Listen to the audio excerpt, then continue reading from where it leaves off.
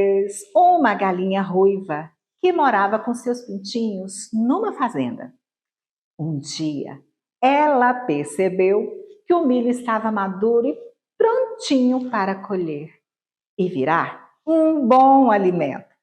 A galinha ruiva, então, teve a ideia de fazer um bolo de milho e todos iam gostar, mas era muito trabalhoso e ela precisava de bastante milho para o bolo. Quem será que poderia ajudar a dona galinha a colher a espiga de milho no pé? E quem podia ajudar a debulhar aquele milho todo? Quem podia ajudar a moer o milho para fazer a farinha de milho para o bolo? Olá! Eu sou a professora Malu Ramos e é um prazer recebê-los novamente no nosso programa Informando. Espero que tenham apreciado o trecho da história da galinha ruiva. Você sabia que as histórias têm o poder de nos transportar para mundos diferentes, nos proporcionar inúmeras reflexões e aprendizagens? Agora, a TT irá bater um papo muito gostoso com a professora Ivone Cruz. Ela é uma grande contadora de história, aqui da Secretaria Municipal de Educação de Goiânia. E ela falará sobre a relação da contação de história com a educação. Acompanhe aí a entrevista. Divirtam-se e aprendam muito com a Ivone. Sejam bem-vindas, TT, Ivone. Que prazer, Ivone, tê-la aqui conosco. E neste Feliz para Sempre, era ali, neste lugar, que vivia a Churubila. Opa, me desculpe, eu não te disse quem é a Churubila, né? Acho que posso descrevê-la. Aí você pode adivinhar o que é ou quem é a Churubila. Vamos lá? Senta que lá vem história. Todo mundo que é professor já falou isso, a gente já ouviu isso e vamos falar da importância, né, gente? A contação de histórias tem sim uma relação muito significativa com a educação. Ela pode ser trabalhada em diferentes níveis do ensino para promover a aprendizagem de várias habilidades, de vários conhecimentos. E para falar sobre isso, eu estou aqui com a Ivone Cruz. Ela é atriz, professora politécnica aqui da SME e, o mais importante, contadora de histórias. Tudo bom, Ivone? Tudo bem. Olá, Malu, tudo bem? Beijão para você, tá bom? E eu vejo a contação de história, ela passa de geração para geração, né? Então ela começa lá nos primórdios tempos, de pai para filho, de avô, e assim vai, e assim por diante. E a contação de história, ela está diretamente ligada à educação, tanto nessa educação que a gente percebe ela de uma forma geral dentro da sociedade, em todos os lugares, né? Aquele contador de história lá, daquele lugarzinho, daquele cantinho, do setor, do bairro, da cidade, né? Que é um contador que às vezes ele tem uma expressividade, ele é um contador de história nato. E dentro da educação, essa contação de história, ela está presente também junto ali aos professores, junto a todo um trabalho realizado dentro de sala de aula. Eu sou das artes cênicas e eu vejo a contação de história dentro da arte educação. Muito bom. Visto a forma com que ela acontece, porque ela é uma arte de contar histórias. Eu a percebo dentro dessa vertente do teatro e assim que eu trabalho. Pensando na educação infantil, né, a contação de história dentro da instituição, ela está dentro daqueles, dos campos de experiência, ela perpassa os campos de experiência. Por exemplo, como quando a gente fala do eu, o outro e o nós, né, trabalha a interação, né, a socialização junto às crianças, o gesto, o corpo e o movimento.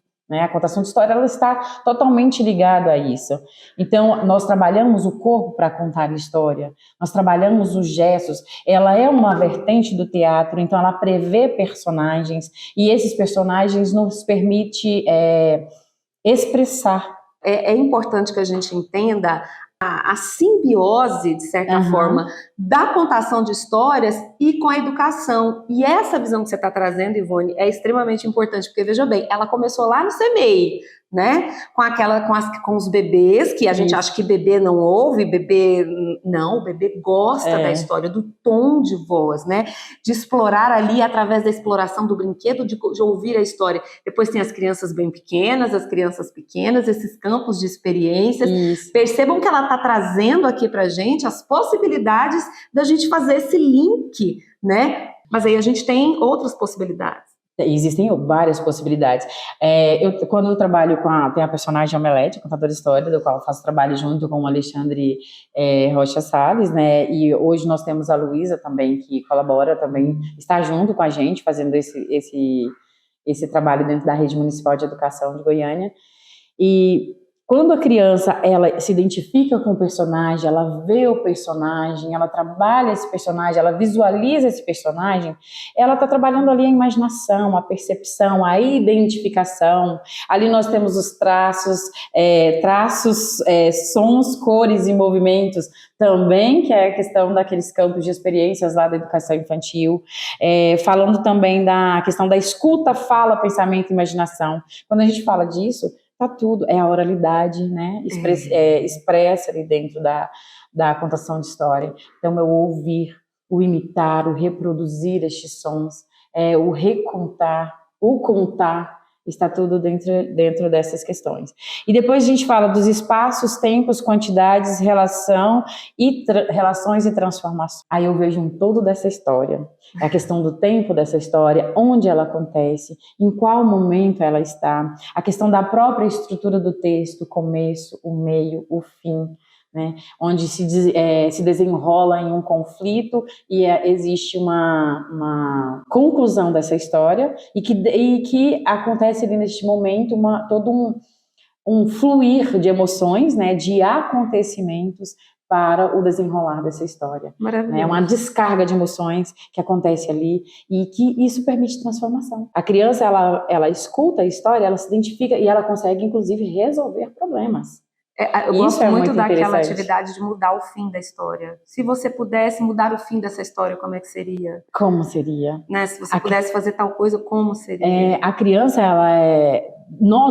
todos nós, né? Nós somos produtores de histórias, nós somos criadores de histórias. Nós trazemos elas com a gente e nós temos as histórias nós temos a história literária lá no livro, da qual é uma coisa linda, maravilhosa e que nós podemos contá-las, nós podemos ler também essas histórias e nós construímos e escrevemos histórias o tempo todo. É verdade. Né? Da nossa própria vida, da nossa própria realidade também. E veja bem, a criança ela sai do CMEI e vai para uma escola. Então ela vai para a alfabetização, que é um período de transição preconizado nos nossos documentos também. Essa questão muito natural que a criança traz de si, a criança ela tem muito nela a coisa da imitação, né?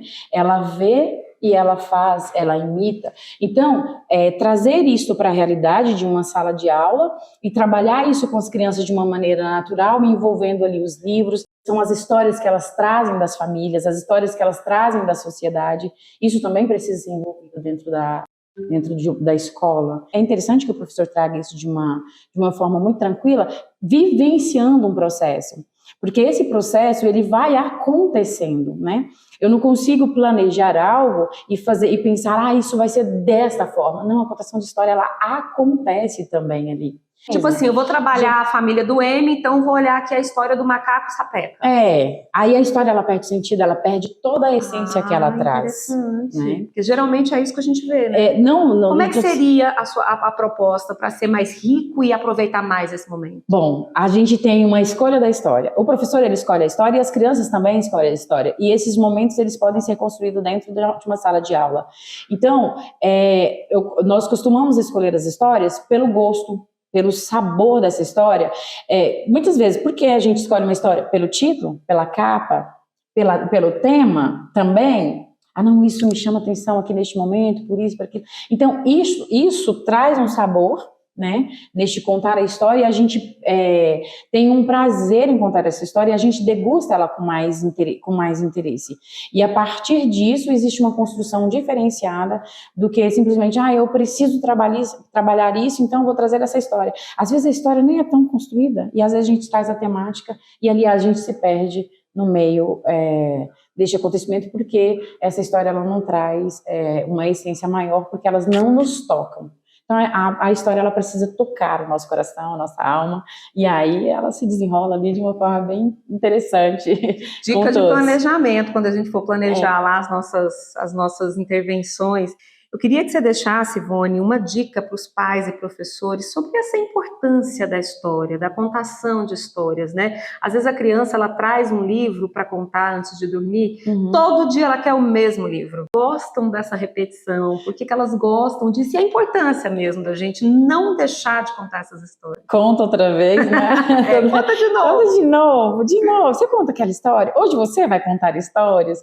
A gente vive um mundo meio triste hoje, nos últimos tempos. A gente está muito envolvido com, com a tecnologia digital, com o celular, muito tempo no trabalho, né? E é uma necessidade de trabalho diário, as correrias do dia a dia.